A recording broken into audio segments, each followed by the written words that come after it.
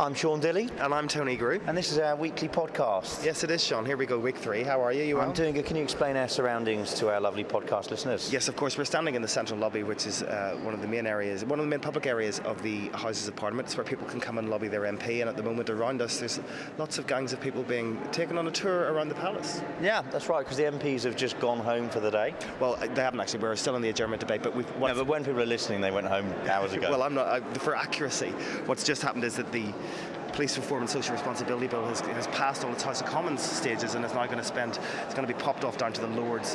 This is a bill that creates police commissioners, directly elected police commissioners. And this is a big Conservative policy, of course. It wasn't a Liberal Democrat thing. It was a big Conservative policy, and effectively what they're saying is they want an American-y type system. And the argument is that it brings politics into policing, but the Conservative Party say it won't. Why is that? Well, this is a really interesting point, actually, because there has always been a concern in England that you don't want to have direct political. You don't have one individual having direct political control over the police. What we have at the moment are we've got police authorities, and they're made up of democratically elected local representatives. But there's normally around 16 of them, isn't there, Sean? Oh yeah. So they're quite a large. There's quite a large group. What this system will do is, in each of the English police force areas, there will be an election for a new figure called the Police and Crime Commissioner, and he will work with the Chief Constable to set the policing priorities for the area. And so he's basically going to be a brand new thing in British politics, which is a directly elected person who has direct responsibility for police, but not for operational police matters, I should point out, for police policy. That's quite right. Of course, forgive me. Listeners won't see this. I'm giggling slightly. The reason I'm giggling, I'm sensing you hunching over the microphone. You don't need to do that. Well, Very you're holding it too low. No, I'm not. No, you're not holding it too low. See these? No, this is proper kit, right? See these lights over there? Yes, I see the lights. Right, okay, it's got a thing called automatic level control. I won't bore you with it. Yeah, you don't need to hunch down, believe me. I do this for a living, darling. I could have had a sore back, you know. You can. So listen, so obviously the policing is going to be quite controversial. It wasn't the only policing point. Obviously, earlier in the week, obviously there was PMQs, and it was a fairly lively exchange. Let's take a listen. The Tory MP for Thurrock, Jackie Doyle-Price, kicked off proceedings. Was the Prime Minister aware that there are 14 members opposite who signed an early day motion congratulating Uncut UK?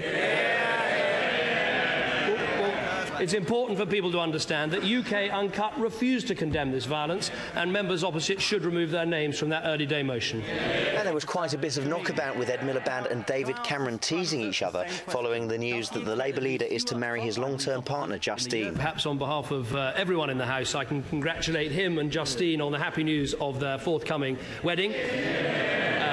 I'm sure with everyone to wish them a long and happy life together. I may be coming to him, Mr. Speaker, in the next couple of months for some advice on stag nights, because I know he knows how to organise memorable stag nights. I certainly found when I was leader of the opposition, I would have done anything to have a honeymoon, and he probably feels the same way. But we do wish him well. But they found some consensus and worked together on Libya. Can he tell the House what is his policy on arming the rebels? We do not rule it out, but we have not taken the decision to do so. There was less agreement on the issue of increased university tuition fees. Can the Prime Minister tell the House, of the 23 universities who have announced their plans, how many are planning to charge £9,000? I don't have the figures available, but I'm very happy to give them to him. And still less agreements on policing. Will there be fewer frontline police officers in the years ahead? According to Home Office statistics, if all forces achieve the current best average for visibility and availability, that would increase the number of officers available by 8,000. I don't think people will even understand what that answer was supposed to mean, frankly. Well, it's hard to say who won or lost PMQs today. Ed Miliband scored some excellent political points. David Cameron scored some very good comedic points. Sean Dilley, Talk Sport, Westminster. I noticed that you didn't include the bit with Ed Balls there. Yeah, I've got a confession to make. That was my TalkSport report, of course, on PMQs, and what I did is at about 29 minutes past, I went out and put the report together, but I missed the crucial points. Of course, it obviously on iPlayer and the like. Yeah. Do you want to explain what happened? Well, I was there for it, yeah. It was quite funny. Weirdly, I hadn't, because I had other things to do, I wasn't in for the beginning of PMQ, so I actually came in for the last 5 minutes. Oh, do you want to know what happened at the start? Yeah, well, I can tell you what happened at that bit. Which well, you can know, because we just heard the report, of course. Well, effectively what happened was that Ed Balls was doing a bit of what we in parliamentary terms call chuntering from a sedentary position, which basically meant he's sitting on the front bench shouting abuse at David Cameron. David Cameron then picked up on this and said he wished that the Shadow Chancellor would just listen to the answers once in a while. And shut up. And indeed, shut up and listen. Oh, was that what he said to Balls as well, was it? He also said that he thought that Ed Balls was the most annoying person in British politics. Which was a bit harsh, really, when you think about it. But of course, Ed Balls... He also said he thinks that at some point Ed Miliband might end up agreeing with him, which I thought was interesting. Well, of course, but then there's always this Chancellor leader debacle, isn't it? Of course, the answer is... We don't have that amongst Cameron and Osborne. Not yet, no. Well, they're both Bullingdon boys, aren't they? So listen, moving to... there's nothing wrong with classism. I mean, no, I jest. There isn't. Well, you're right. It appears to be the last acceptable prejudice. No, it's true, actually. No, on a serious note. Okay, I'm going to sound like I'm just being agreeable now, but I'm not. I don't get this whole argument. You know, once upon a time you'd hear somebody didn't go to the right school and they get discriminated against for no other reason than that. What you hear now is because somebody went to Eton, suddenly their view doesn't matter. Yeah, and for a lot of the Tories, they're desperately ashamed of and try to cover up the fact that they... that they went to the best schools, that they got the best qualifications. And what's wrong with doing that? If I did, I'd be proud of that.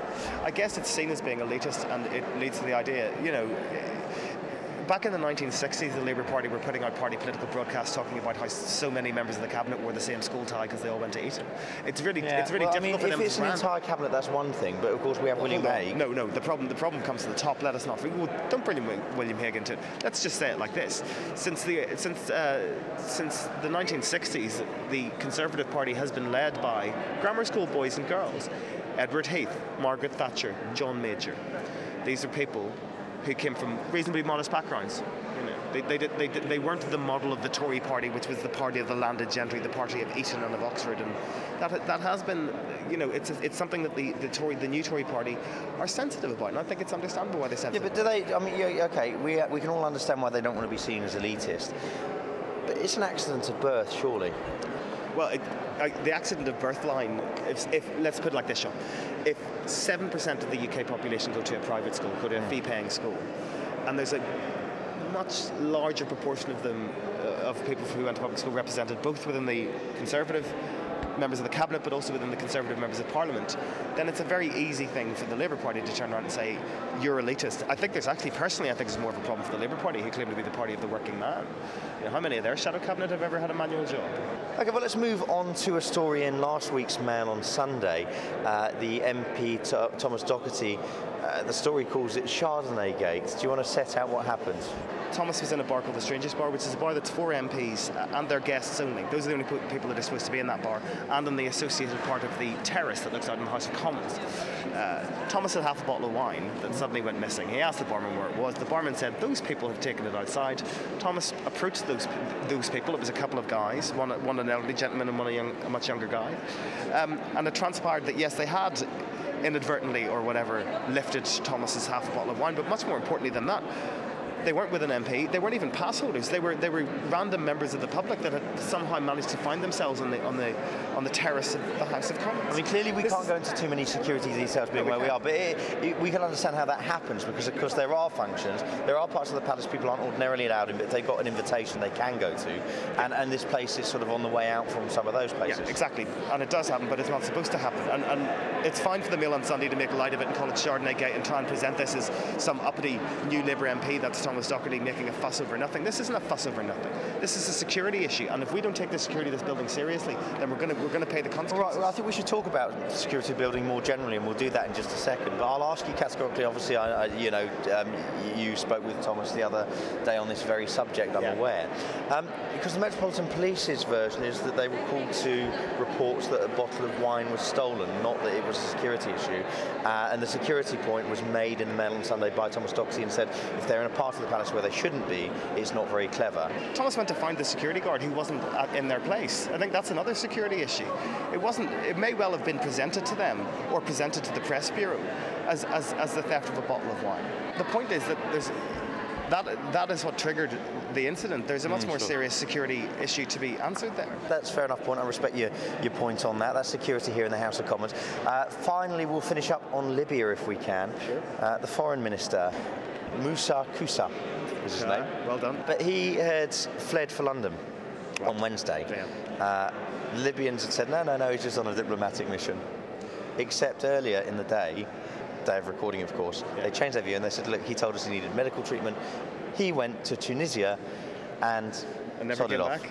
Yeah. Well, I think it's just another crack in the regime. It shows you how the hope that we all had was that it was going to be easy to get rid of Gaddafi. The concern was that he was going to become entrenched and that we're going to end up in a protracted civil war. We still don't know what's going to happen, but I think it's certainly a good and a positive sign that one of the most senior members of his regime has now jumped ship and come to the UK and said that it's all over for Gaddafi. I'm Sean Dilley on @SeanDilley, SeanDilley on Twitter. And I'm Tony Grew, Eyes to the Right, AYES to the right on Twitter. On that note, goodbye. Yeah, bye.